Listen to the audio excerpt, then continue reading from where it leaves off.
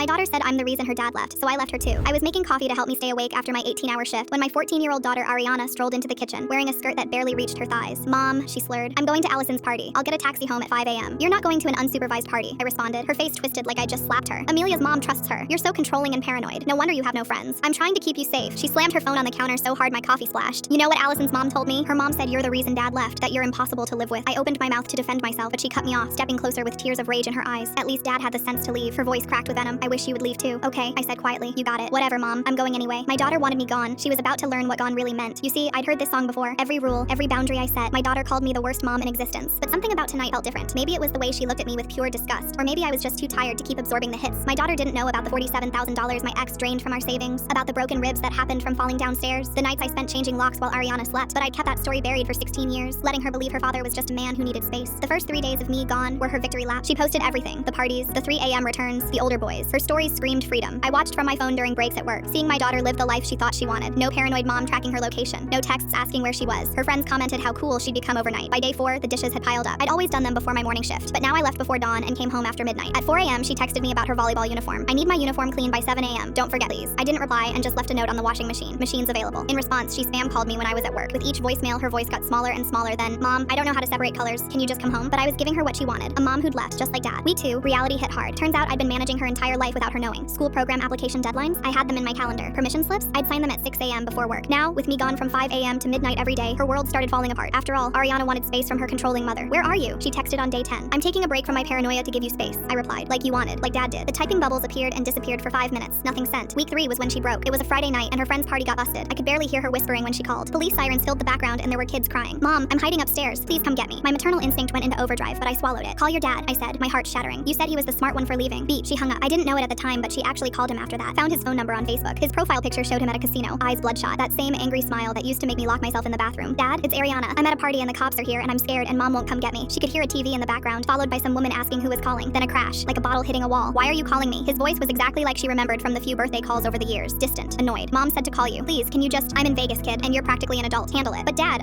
your mother's had you for 14 years. One party goes bad and suddenly I'm supposed to drop everything? She wanted full custody. This is her problem. Dad, please. He hung up, blocked her number before she could text. That's how I found her at 5 a.m., curled up on the kitchen floor wearing my old apron, the one she always said was embarrassing. She looked up when I walked in, eyes swollen from crying. I was wrong, she whispered. You're not the reason dad left. You're the reason I survived him leaving. Her whole body shook as she stood up. I don't need a dad who left. I need the mom who stayed. Please. She grabbed my hands. Be my mom again. You're all I have. You're all I've ever had. That's when her phone buzzed. She pulled back, confused, checking the screen. Mom. Her voice was barely a whisper. Dad's texting me. She turned the phone toward me, hands shaking. Then she said 5 words that stopped my heart. Dad's outside. He wants custody. I looked through the blinds. He was in the same truck, sitting the same way he sat in it 16 years ago. Engine running, waiting for me to brake. Full story on channel, link below.